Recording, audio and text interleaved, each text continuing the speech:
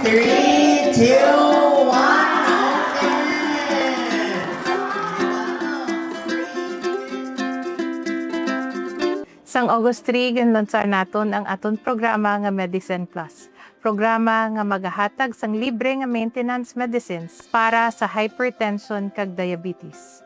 Ini ginlansar agud mabuligan naton ang senior citizens kag persons with disability nga nagakinahanglan sang bulig medikal kay nabal-an naton nga dako gid ang ila gasto para diri.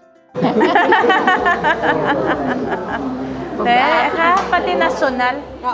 Ipanghatag ang mga ini sa tiun nga available sa aton nga siyam ka district health centers kag barangay health centers. Para makakuha sang bulong, kilanlan nga magparehistro anay sa pinakamalapit nga barangay health station or district health center sa inyong mga lugar. Importante nga dalon ang Iloilo City OSCA ID o kon PWD ID para makaabil.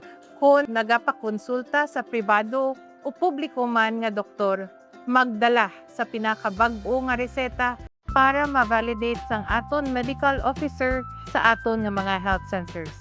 Para naman sa mga bedridden nga senior citizens kag PWD, ang inyo caregiver o kon membro sang inyo panimalay magpabalo lang sa aton health center staff para sila makabisita sa inyo kag mag-assess sang aton nga mga pasyente.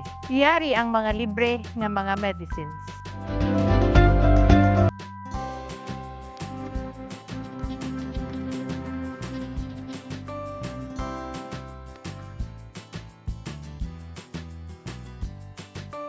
Sa piyak sang padayon nga pagsaka sang preso sang bulong kag iban pa nga mga balaklon, padayon man kita nga magdala sang accessible kag libre nga mga healthcare services para sa tanan nga Ilonggo. Ang inyo Iloilo City Government ari permi para mag-atipan sa inyo.